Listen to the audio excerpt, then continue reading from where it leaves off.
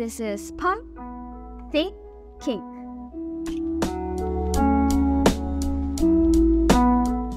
Hello, welcome to That's What She Said, where we talk to people who are controversial about controversial topics and ask them about their opinions.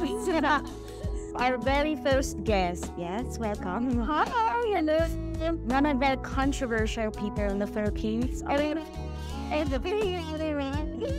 That's not the US. It's not Maraming hindi nakakaalam ano yung reason behind Salome Salvi, other than being the Salsal. Can you expound more about choosing the names? Salome Salvi. There's a bunch of reasons. One of my favorite authors is Oscar Wilde, and like he has a very famous play about Salome, the biblical character. Tapos there are two characters in Olimitangre with those names. Mostly talaga it's the amalgamation that turns into Salsal that really made me choose those names. I wanted something clever. I wanted something that would stay. And I always found those two names really, really nice. And yung merong history, yung play ni Oscar Wilde na Salome, it has a history of being censored. Kasi sinulat yun. I'm not sure, but it was a very conservative time, like in the late 1800s.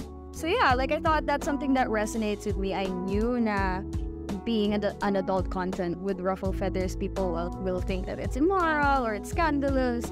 I feel like I chose Salome because of that understanding. How different is Salome Salvi to who you really? It used to be two separate people, I gotta say. Like, kasi ang naging integral yung parang yung persona ko na Salome, yung facade na yun, naging instrumental siya to me coping with my insecurity. Kasi I grew up super insecure about my looks. Specifically, I super insecure that I didn't get my attention and stuff like that.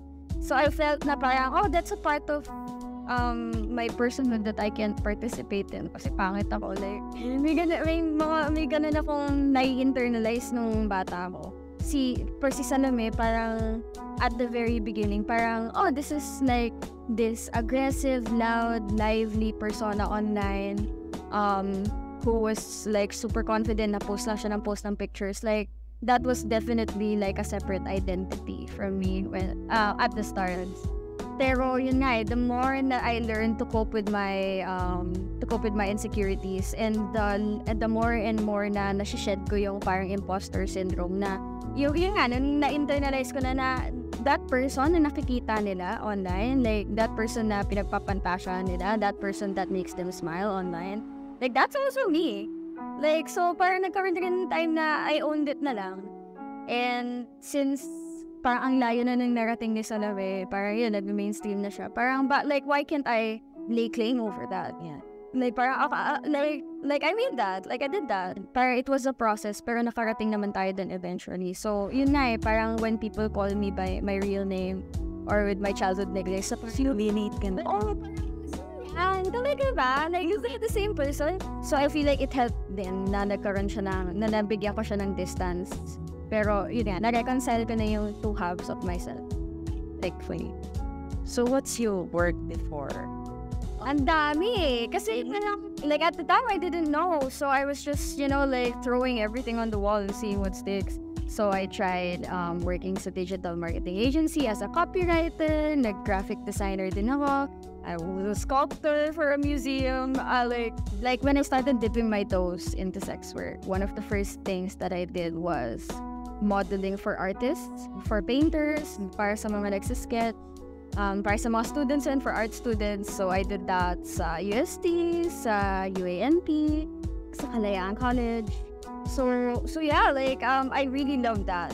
Like nude modeling for other artists. Kasi yun nga, I love being around creative people and I love seeing how they would interpret the female body differently. So it was nice. I loved it. And of course, like, lahat naman na ginagawa ko aligned sa passions ko and aligned sa kung ano yung hinaharap ng sexuality ko. And like I keep saying, I'm an exhibitionist. So like, it's super up my alley. So, gaano ka katagal nag-research about the industry before you entered it? I think it wasn't exactly dedicated research. If you want to learn about it,